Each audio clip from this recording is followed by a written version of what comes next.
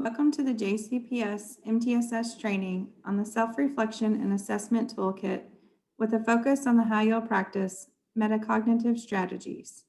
I am Melissa Loxton, MTSS Engagement Resource Teacher with Elementary Zone 3. Hi, I'm Kelly Hagan, MTSS Engagement Resource Teacher with the Middle School Zone. Please take a moment to type the case-sensitive bit.ly into your web browser. This will allow you access to all the links for the activities offered throughout the presentation.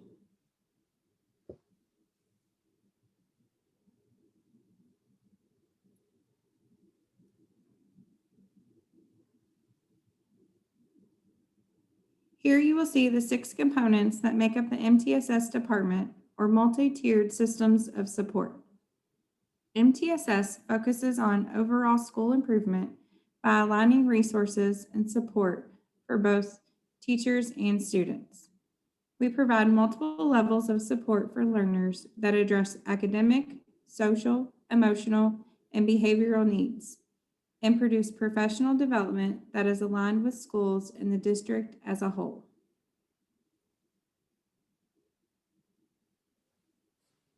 Let me start by showing you the components of our department, multi-tiered systems of support, known as MTSS.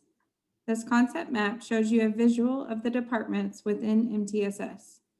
The MTSS Academic Department provides teachers with Tier 2 and Tier 3 intervention and academic support.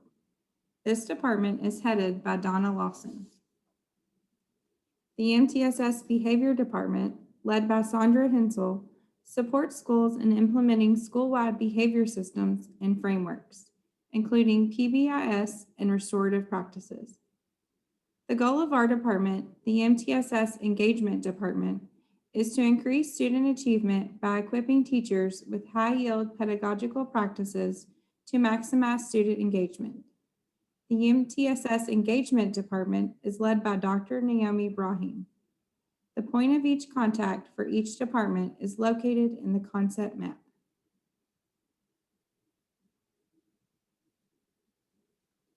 Here are the 6 MTSS toolkits.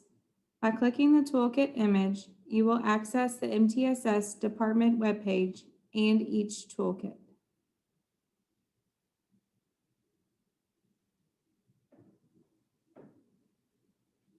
The Self-Reflection and Assessment Toolkit focuses on students having a clear understanding of what they know and can set appropriate goals.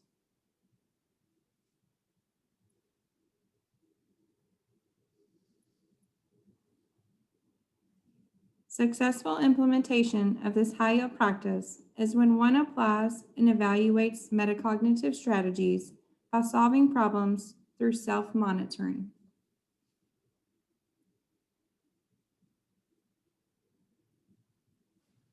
Metacognitive strategies are higher order thinking and involve planning an approach, evaluating progress, and monitoring one's own comprehension.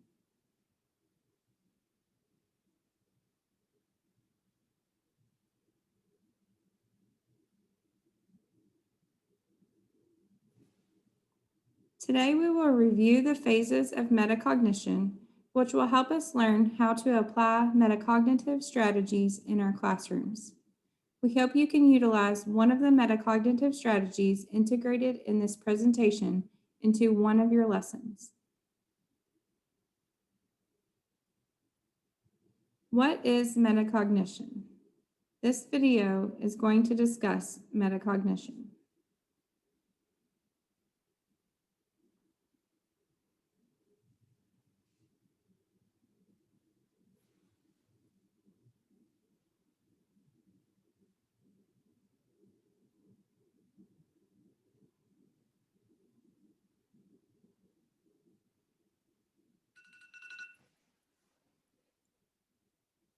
Metacognition is the process by which students plan, monitor, and evaluate their thinking around a particular learning objective or a particular learning intention that they have.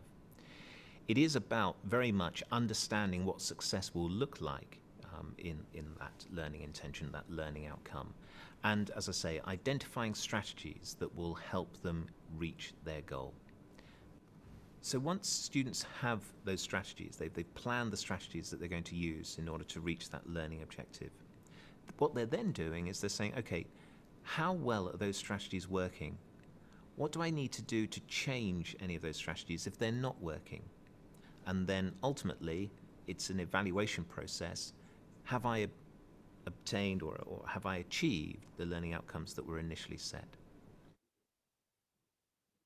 Well, first thing, when you look at the big picture, metacognition is one of the higher order thinking functions that differentiate us as humans from other types of animals. So this is very important to understand because it allows us to adapt our environment and even transform ourselves to adapt to that environment. Now, in practice, it's the process of thinking through which you become aware of your own behaviors and your own thoughts. And when you become aware of these thoughts, you materialize them, you make them an object of your thinking. And therefore, once this happens, you can manipulate them. I think of metacognition as being aware of and in control of your own thinking. I think it's helpful to break it down two parts.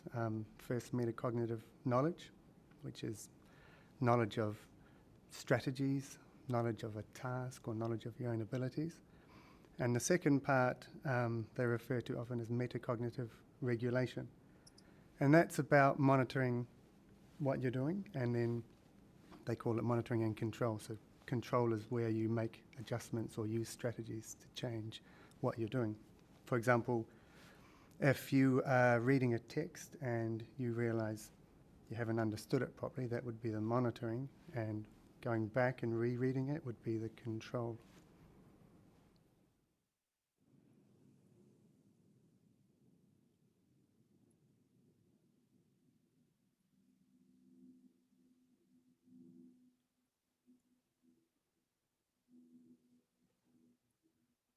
Metacognition is a process when students plan, monitor, evaluate, and make changes to their own learning. A common way to describe metacognition is thinking about your thinking.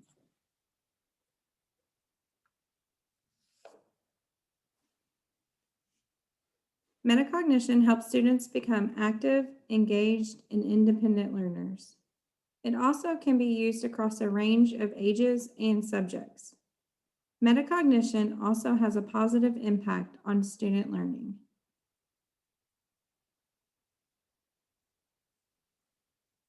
Here you see the phases of metacognition, which are planning, monitoring, and evaluation, all focused around reflection. Next, we will dive deeper into each of these phases individually.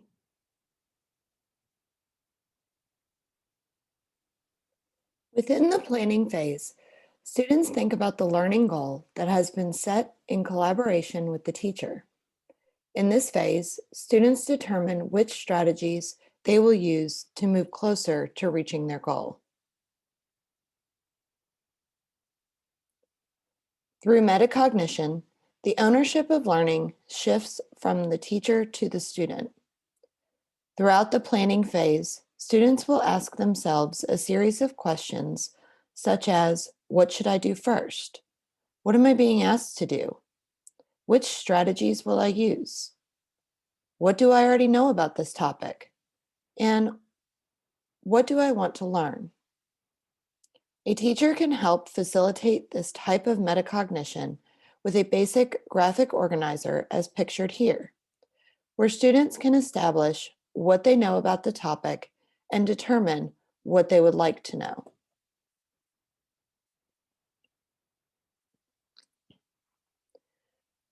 From the planning phase, students move into the monitoring phase. Within this phase of metacognition, students implement their plan of action and monitor their own progress towards achieving their learning goal. Students are consistently reflecting on what they have learned, what they have yet to learn, and the effectiveness of their strategy.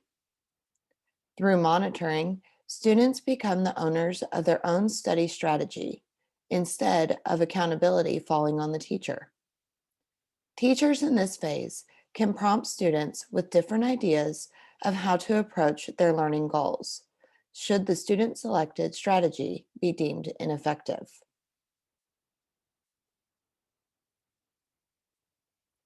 It is important to remember that students are new to tracking their own learning.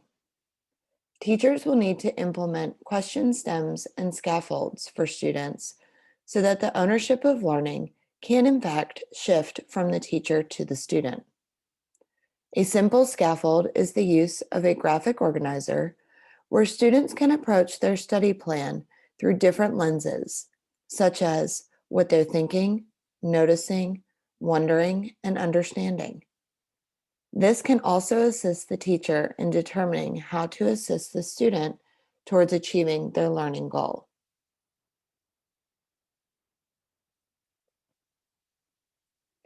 The evaluation phase allows students to determine how well they met the learning intention and success criteria at the end of the unit. Students will evaluate how successful their chosen strategy was towards helping them achieve their learning goal.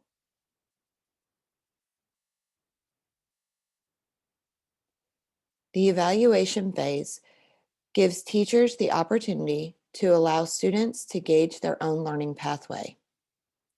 A scaffold that could be put in place is a simple red, yellow, green chart where students determine their levels of success based on specific criteria. Students can ask themselves a series of questions to assist in their own evaluation. These questions include, how well did I do? Is there anything I don't understand? And what else could I have done differently?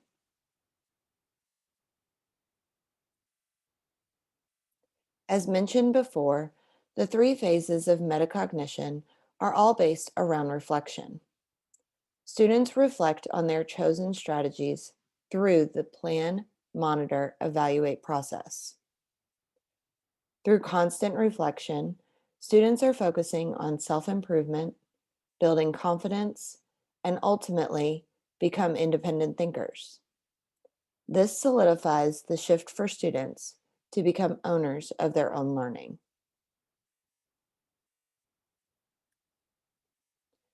To assist students in the reflection process, another simple graphic organizer can be used to guide their thinking.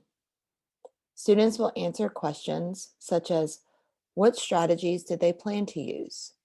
What did they actually use? What worked? What would they do differently? As always, as students get used to using reflection strategies throughout different units of studies, this scaffold can be phased out.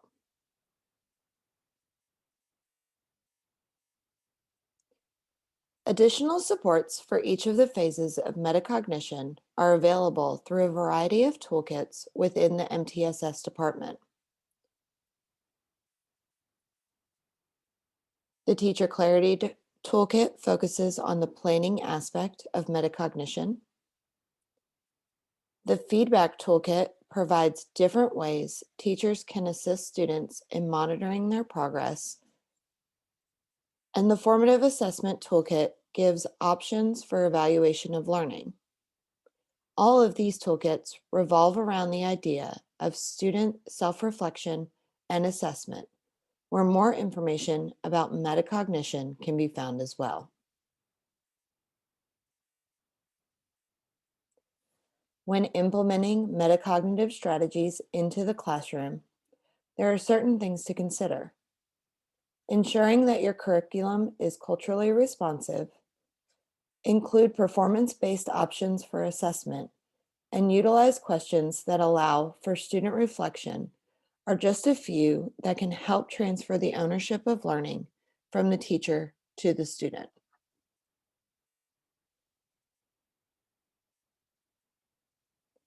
When exploring metacognition in the ECE classroom, there should be additional scaffolds to assist students. Throughout the presentation, several examples of graphic organizers were shared to help model for students and guide them through each stage.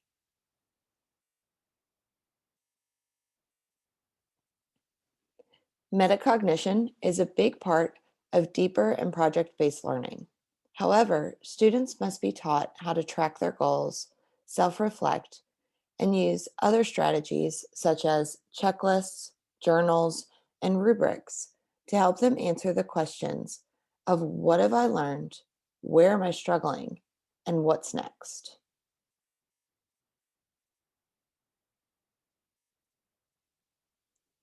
We have provided you with a PLC planning tool to help with implementing the high-yield practice metacognitive strategies.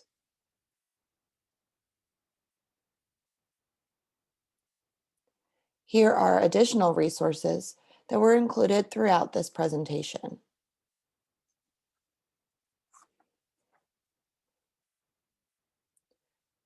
Thank you for joining us to learn more about metacognitive strategies. For more information about the MTSS toolkits and other high-yield practices, please visit our website.